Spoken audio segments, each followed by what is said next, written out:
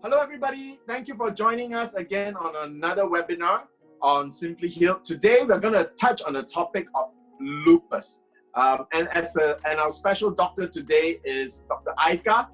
AIKA's short name, she's actually Dr. Nicole Buenavista. All right.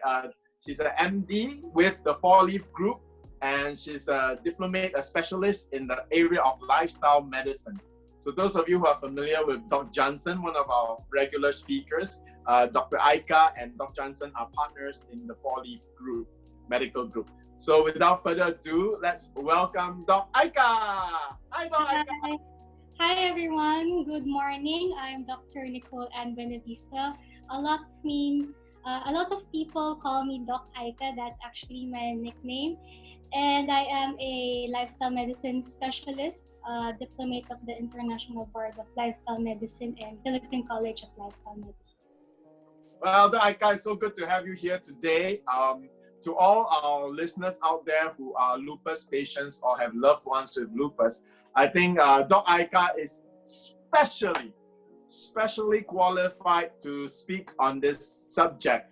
And the reason is because, Dr. AIKA, you yourself, you are actually a lupus patient, right?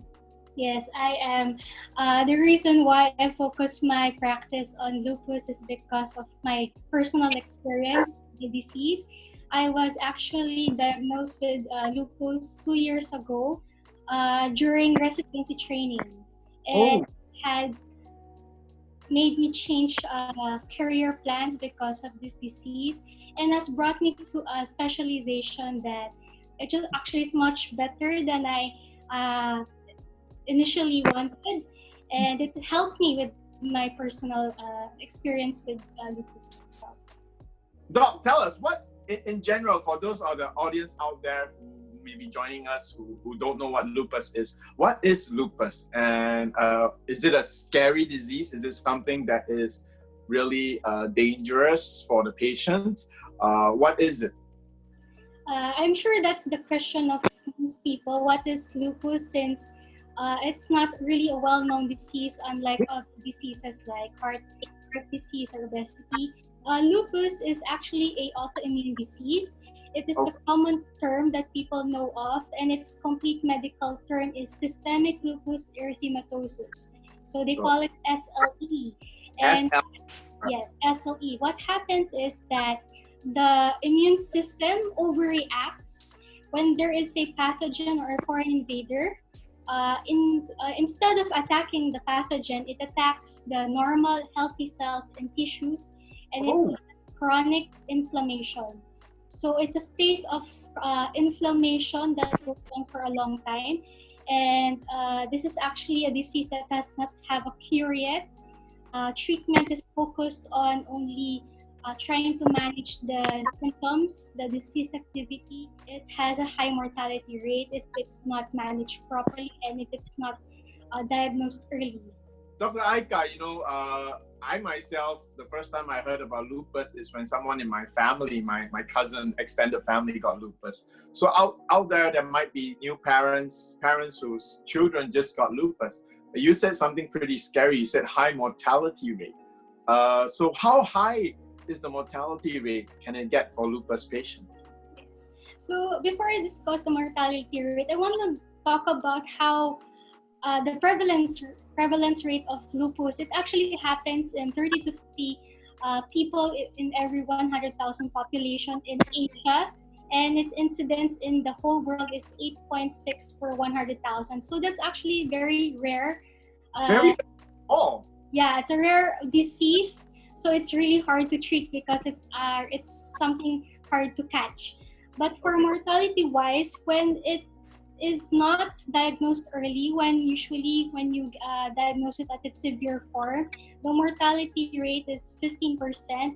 15%. Yeah, just 15%, but then for a rare disease, that's actually high.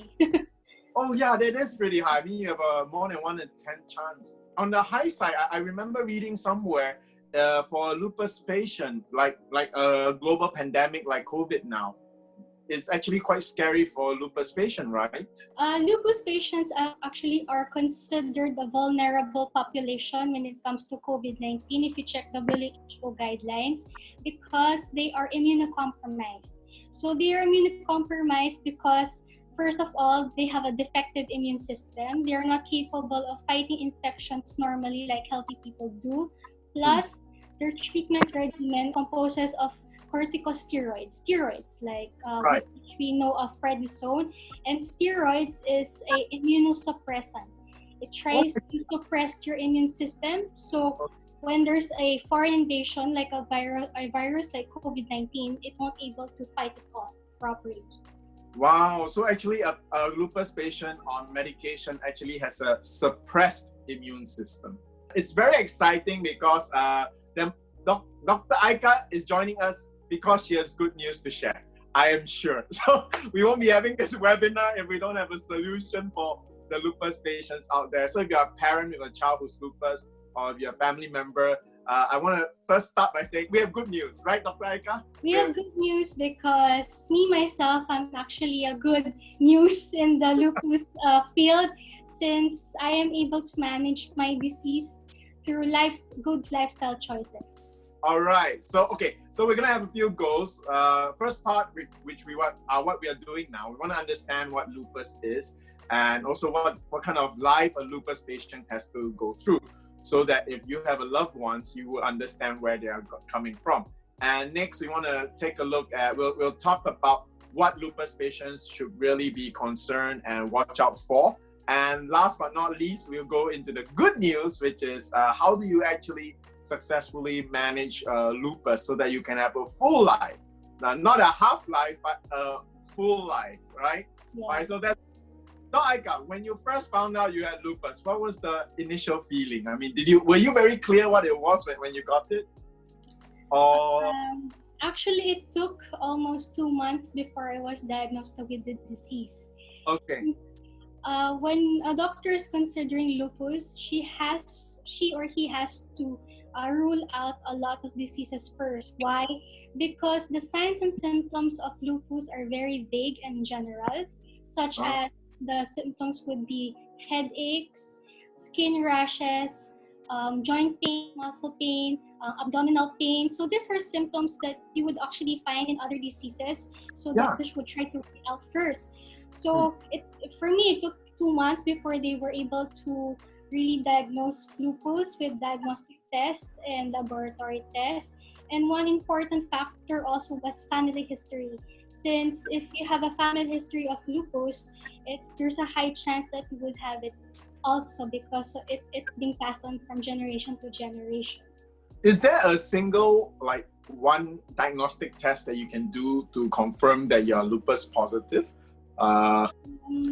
No, actually, there are a lot of laboratory tests needed, but there is one screening test for lupus, which we call the Antinuclear antibody test. It's 98% positive in a lot of lupus patients. So usually this is the first lab test that doctors would order. All right, so then for all the listeners out there, if you have loved one or yourself, and you're wondering if you might be a lupus patient because you perpetually have these symptoms, then that's one test that you can go and actively do, right?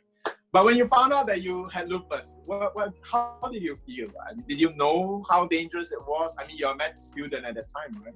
Yeah. Actually, when before I found out I had lupus, it was a very difficult time, since I felt sick for 7 months straight. Wow. I had infections and upper respiratory infections every month, and I would have diarrhea every month. And then one time I was on my way to work to the hospital, and I fainted on the way to work. Wow. So I found myself as a patient this time and not the doctor. I was in a stretcher, and they had to admit me for a week, and they did the laboratory test, and I had to wait for it. I had to wait for 2 months to find out what it really was. So when I found out, it's really hard to confront a disease when you are a doctor.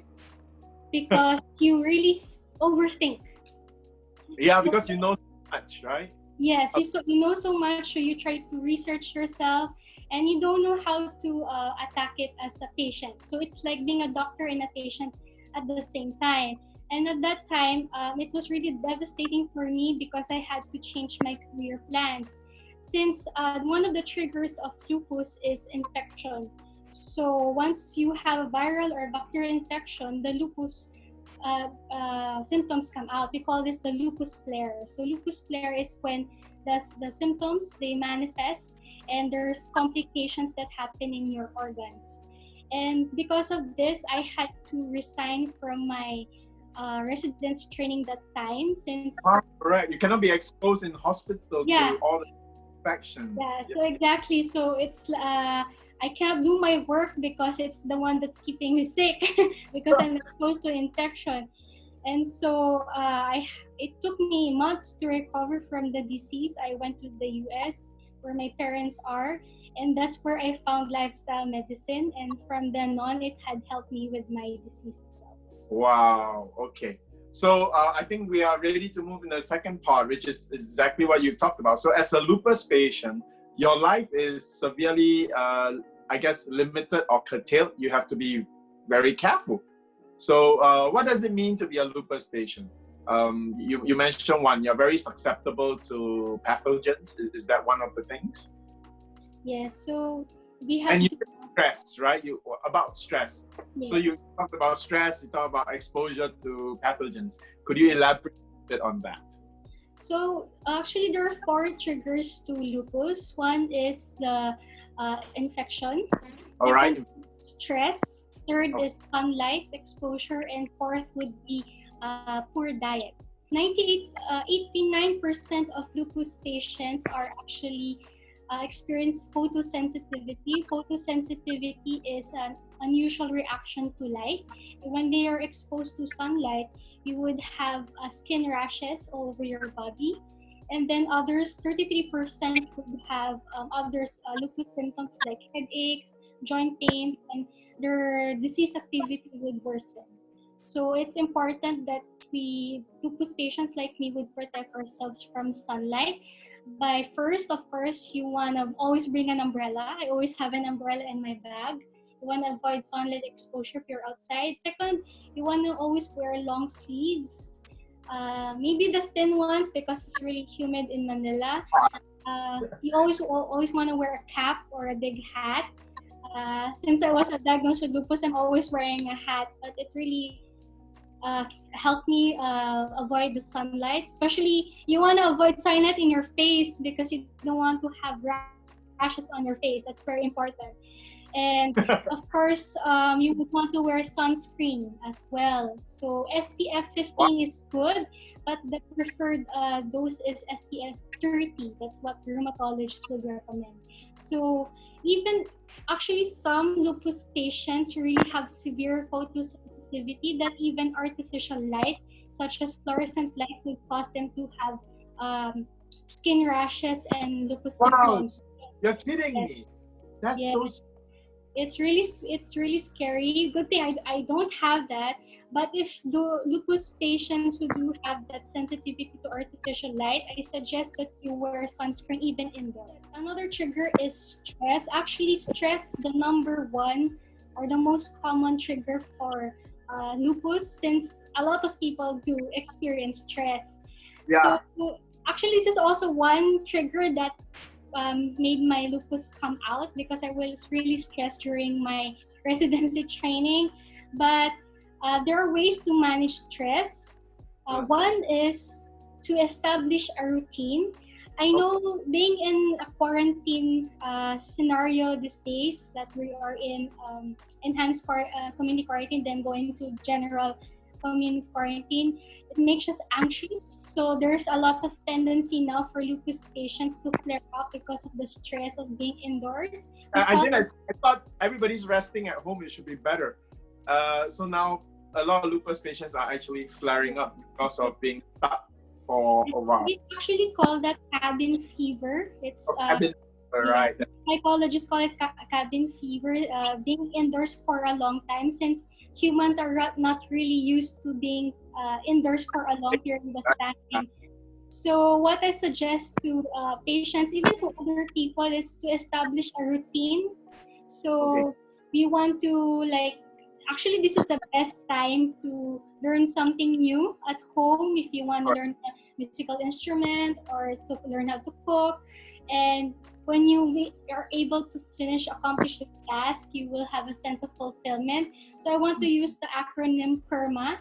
You want to always have positive emotions. All right. Positive. Negative emotions. You want to be engaged always with your friends and family. So physical distancing should not mean that we should stop talking to our family and friends. But with the age of technology, like Zoom, we can always talk to our family, friends anytime. So next is to have positive relationships. You don't want to keep negative relationships because that's where stress would come from, right? If you have negative relationships. I think that's the truth, whether you have lupus or not. You don't want yes, exactly. And next is M is meaning, finding meaning into what you do. Like if you're working, try to find meaning in it so you'll feel more happy. And A is accomplishment. So that's PERMA. Generally, if you notice, stress always starts with the mind, mental. Yeah.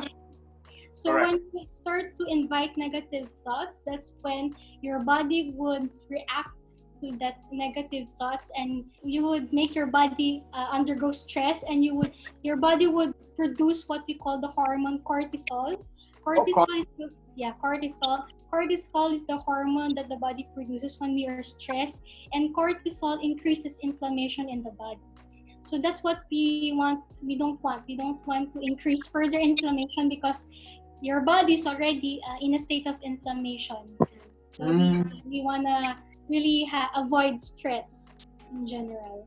Wow, because I noticed that for the COVID-19, in countries like Taiwan, where they keep very close check on it, they actually noticed that COVID-19 causes inflammation throughout the body, and the symptoms are affecting other functions apart from the lungs.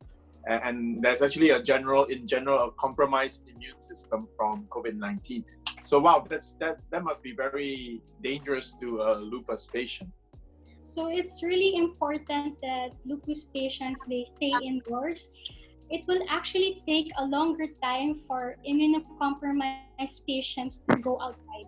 And I'm saying like maybe a year or so, not like the general public na they can just go out maybe after the quarantine. But for lupus patients, until there is a vaccine, I don't think it's prudent for lupus patients to go out because the virus is still out there. All right, Doc, thank you now we understand what lupus is and how it affects.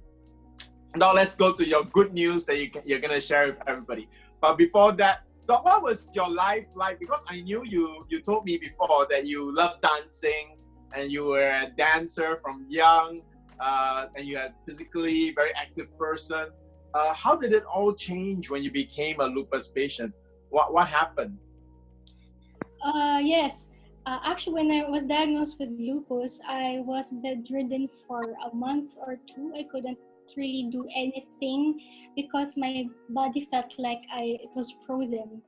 Wow. So, yeah, I was in pain, muscle pains, joint pains. So it was really devastating since I couldn't do what I usually could do before.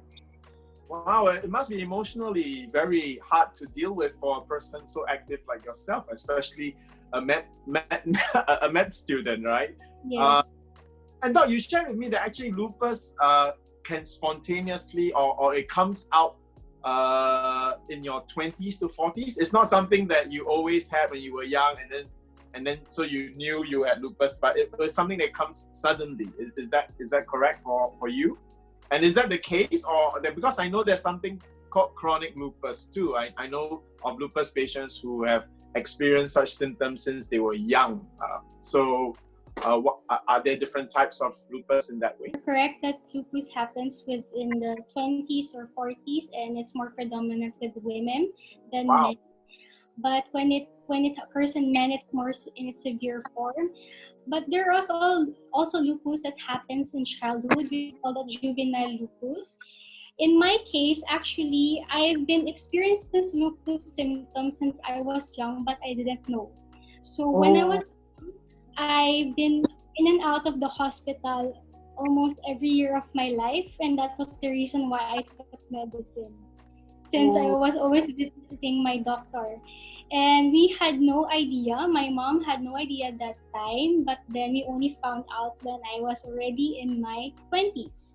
So yes, the symptoms can actually occur from childhood until your 20s, but then they become really severe during your 20s to 40s. So that's when the diagnosis is made, when it flares up.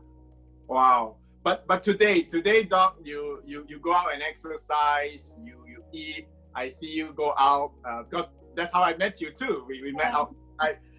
So can you share with all our lupus listeners out there and their family members, how did you manage to do this? What did you do to get well? So first, what I did is, of course, make lifestyle changes in my life. So it's not medication. It was not medication. You didn't. Were you on medication for your lupus? Did you? I was treated with medications for my lupus. So I've been taking hydroxychloroquine and steroids initially during the first year. But then when I was able to do lifestyle changes in my life, I was able to reduce the dosage of my medications. Are you still on medication today? Are you? Right now, I'm on every other day regimen for medications, which is actually good. So it's amazing. Like you cut it by 50%, right? Yeah, a lot of hope for all the lupus patients out there. And don't forget, Doc AIKA is a doctor. So if she can do it, you can too. So Doc, what were the changes that you made that allow you to drop 50% of your medication? But before we even go into that, Doc, were you concerned that you had to take medication for the rest of your life? Was that one of the motivations that made you want to make some changes? Yes, since lupus is a lifelong disease, yes, it doesn't have a cure, and I will be living with it for the rest of my life. That was one motivation to make these lifestyle changes. And because of the side effects that I was experiencing with my medications. What side effects? It's one thing to deal with the lupus symptoms, and then another thing with the side effects. So, for example, for steroids, then side effects could be weight gain, difficulty sleeping, you would have headaches, mood changes. Wow. It's a hormone, so it will change a lot of processes in your body. And, especially for a lady, right? Especially for a lady. Yeah, and it also causes acne. So these are things that will concern any woman in her 20s or 30s. So another thing, my other medication, hydroxychloroquine, actually causes retinopathy or blindness in the long run.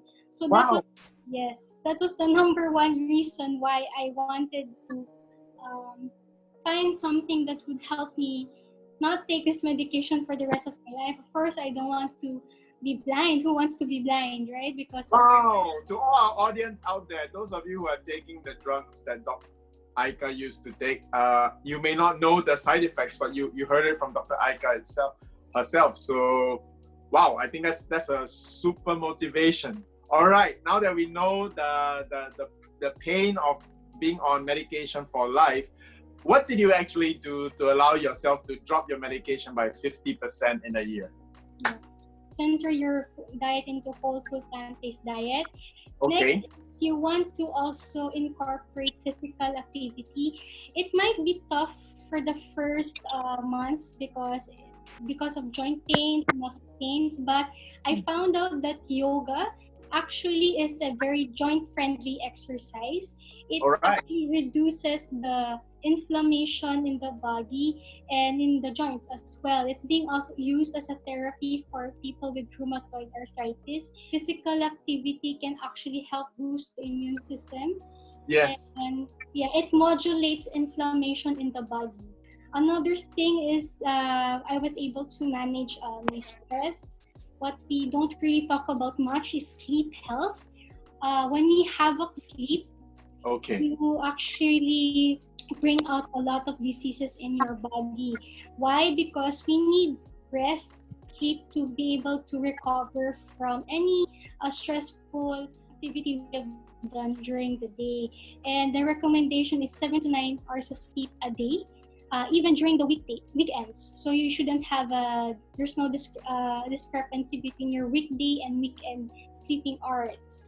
And the best time to sleep, according to a sleep and immunology specialist, is from 10 p.m.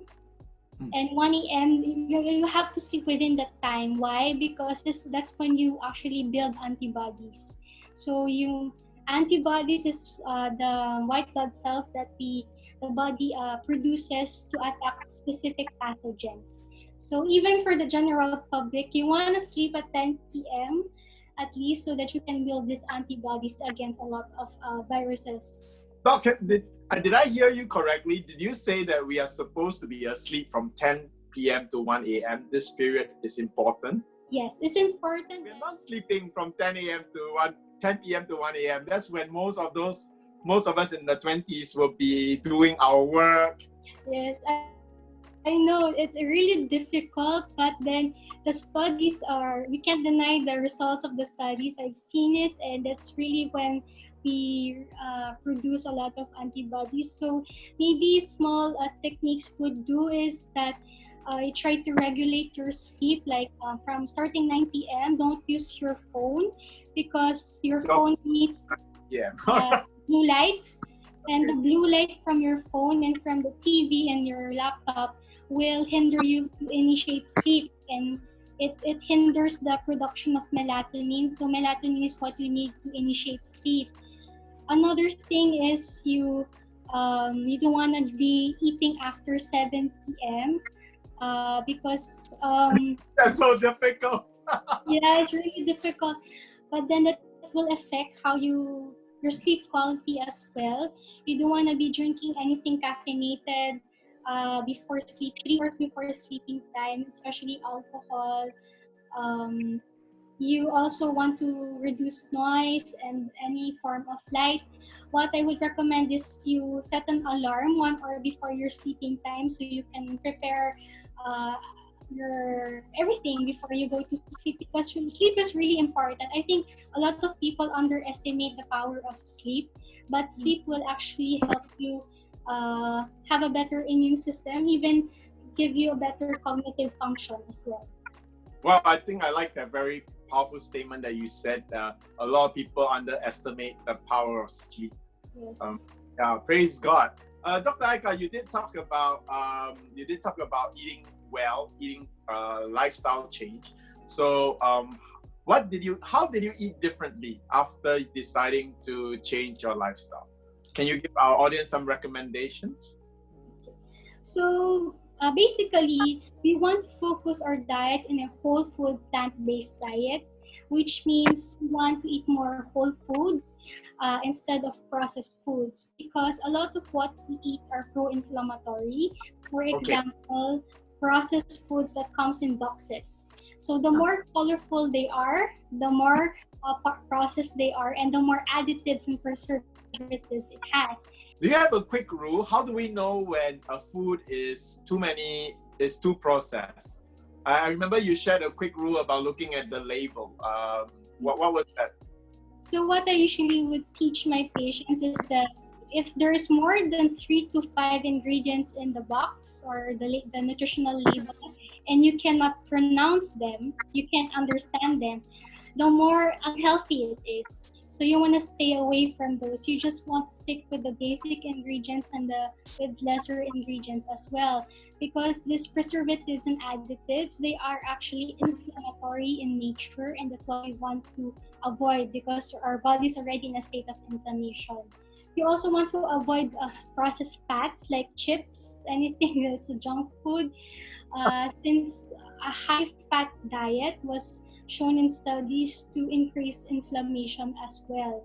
You want to focus on fruits that are rich in antioxidants. So antioxidants are what neutralizes radicals or reactive oxygen species in the body. And these radicals are obtained from processed food. So the fruits that are rich in antioxidants is actually berries. Berries? Yes. Does that include cherries, like black cherry? Because it's hard to find berries in Manila. It's easier to find cherry and strawberry. I think blackberry and strawberry, these are the most common ones. So for here in the Philippines, I think the best that you can obtain your antioxidants is from strawberries, because we have a lot of them from Baguio as well. They're being delivered in Manila too. Other sources of antioxidants are your cruciferous vegetables like broccoli. Broccoli, grow that in Baguio as well. Yeah, kale, cabbage. You also want to increase your green leafy vegetables like spinach. And for lupus patients, you need to increase your sources of calcium, since when you're taking steroids inhibit the metabolism of calcium in the body.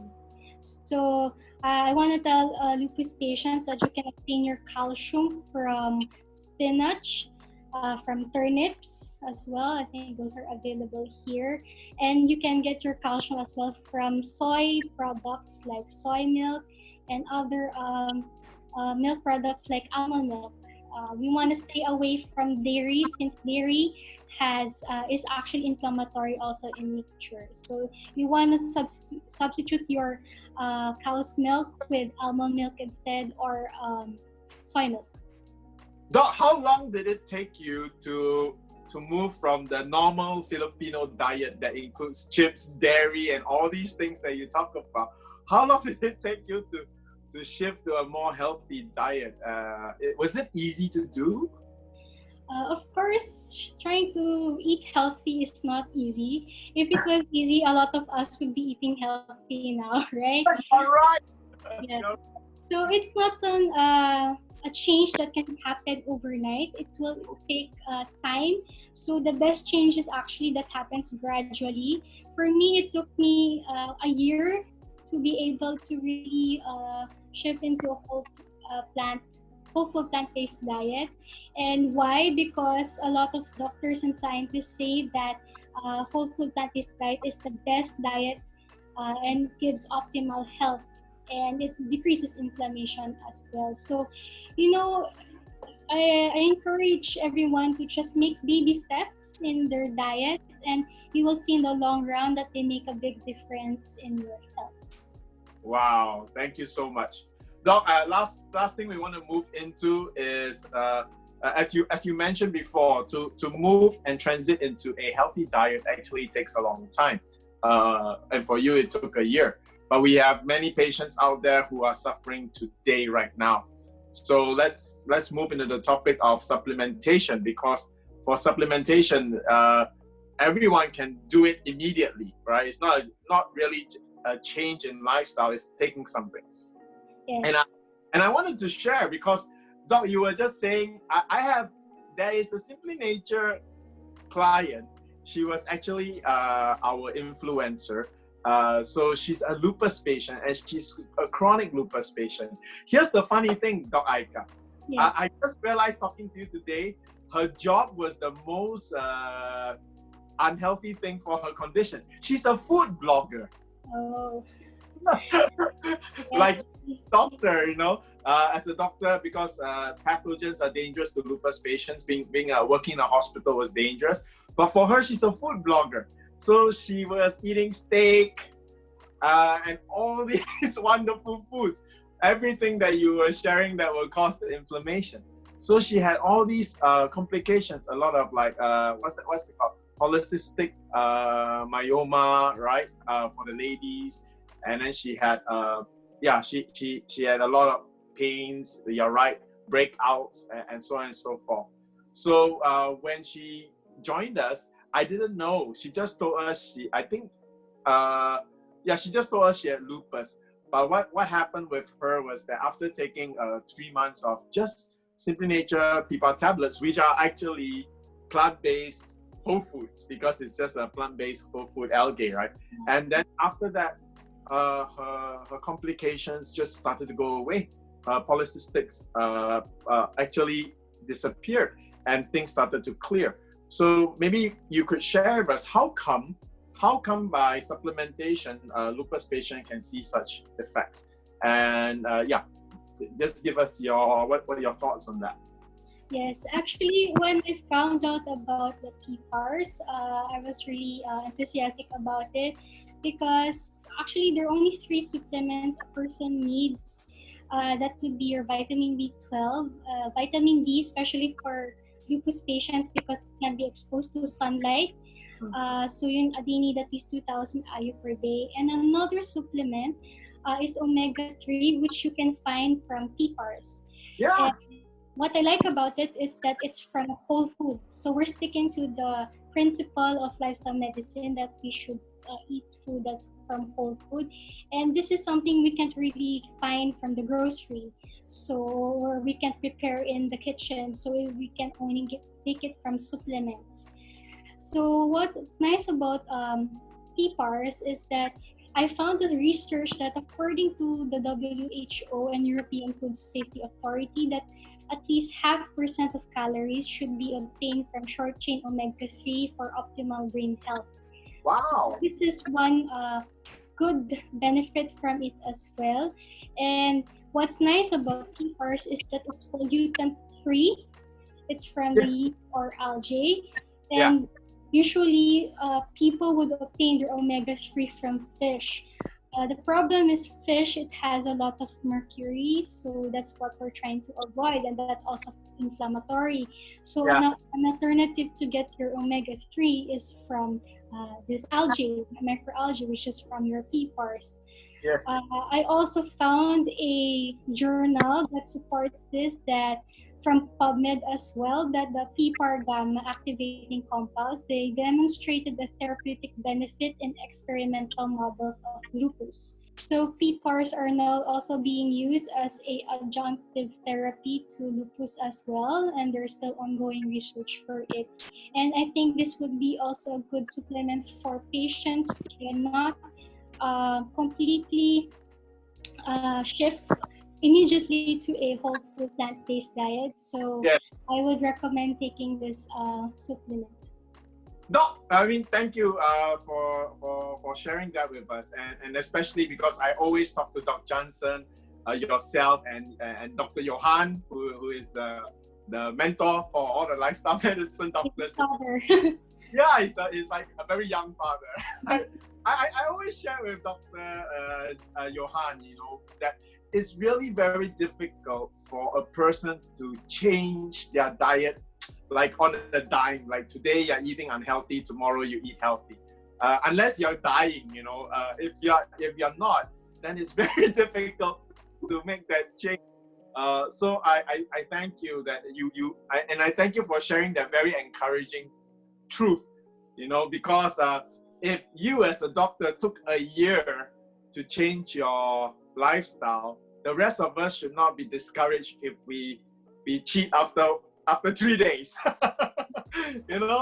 I think that the thing about lifestyle change is we give up because it's so hard to do. But when you told us that it took you 1 year, I think it encourages everybody that's listening that we should go back to eating healthy. And if we slip and fall, just keep getting back on the horse, right? And we'll get there like you. Wow, wonderful. Doc, what's very interesting is the research that you said about PPARs being used as an adjunct treatment for lupus. Actually, I just want to share with our audience that our PPAR agonist actually triggers the genes that modulate inflammatory response. So it actually modulates your inflammation. It brings it down. And that's great for lupus patients.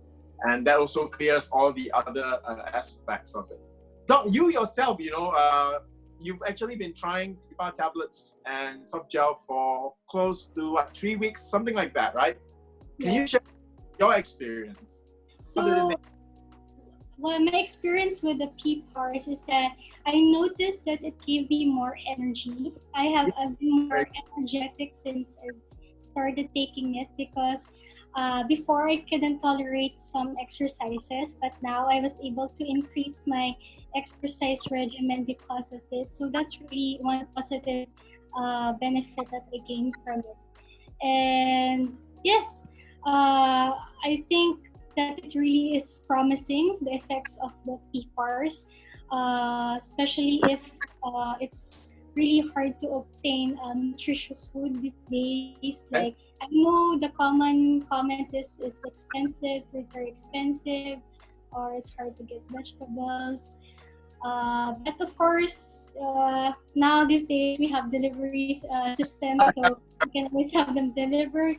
But then if you don't have or not able to get much of this good food, I suggest you take the supplements so that it has additional benefit to you.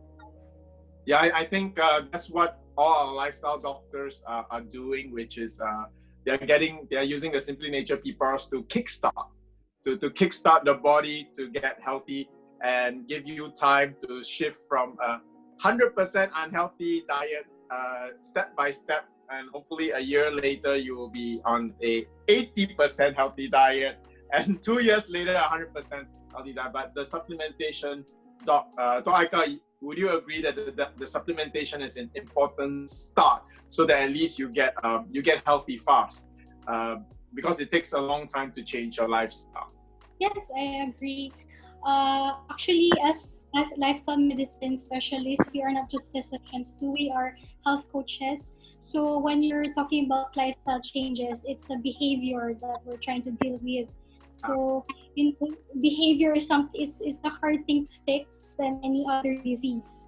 Yeah. So it really takes time. Even the American College of Lifestyle Medicine even suggests that having a predominant whole food plant-based diet is already good.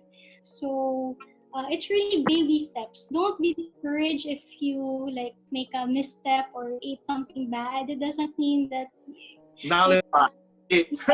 Nullify, but making baby steps actually makes a big difference already in your body. You don't know it, but it does. So I just encourage everyone to make baby steps in their lifestyle changes, because at the long run, you will see the benefit and you'll feel better. Is it that what you all want is to feel better? Doc, I look forward, because the person, we will actually show a clip of the testimony from our lupus patient, and I was so surprised because she was a chronic lupus patient, so her lupus came and go. It started at puberty, and now she's in her mid or late 20s already. So she's really had it for a long time, and there were a lot of other complications. So I didn't know about the complications. I just knew that she had lupus. So she took the SimplyNature PPARs also to wanting to be slim, because that's one of the side benefits, that it increases metabolism, right? So, but later when she shared about all her polycystic cysts and everything started to clear, and that her symptoms, lupus flares don't come as often anymore, and after 3 to 6 months, it really totally tapered off. And I knew this because she's a regular person that orders from our doctor and from us, so that was very encouraging. And for Doc AIKA, you've only tried it for 3 weeks, but for Doc AIKA, I really hope that in 6 months and a year, you will be able to go out without even a hat.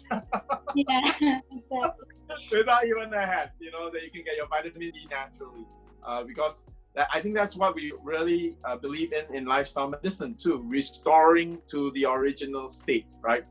Through eating right and living healthy. So, yeah. any last words, any last encouraging statements you want to make to lupus patients out there and their families? Yes. So I would like to tell lupus patients, I know it's really difficult to cope up with lupus. It's not something that's easy, and not a lot of people understand since they don't see it physically. So what I can encourage you to do is just talk to people who you trust as well, your friends, your family. Always keep in touch with them. Try to make these lifestyle choices. Have regular physical activity. Have good sleep. Take your supplements regularly, and just pray, because there's always hope for people like us. I never thought that I would be in this situation where I could be talking about my disease to a lot of people, and my only hope is to inspire a lot of patients with lupus to get better, and that there is hope, and not to be discouraged, because God is good. So yes. It's So, good. yes. Amen. God is good. And to all those out there, look at Doc AIKA. She's pretty and radiant. She's practicing medicine, a lupus patient that is practicing medicine. She has successfully dropped her medication by half, and she's on her way to even reducing it even more and more. So, and this is not, Dr. AIKA is not just a doctor prescribing something to you. She walks her talk. She knows your pain. She's literally on the same road as you. And I hope that her recovery and her testimony and her sharing encourages everybody out there. Yes, so stay tuned for more on future episodes. But today we just want to thank Doc AIKA. Let's give her a round of applause. Yeah, Doc AIKA, thank you so much. And thank you for your radiant smile. I pray that all the lupus patients out there and their family will be happy like you. Thank you.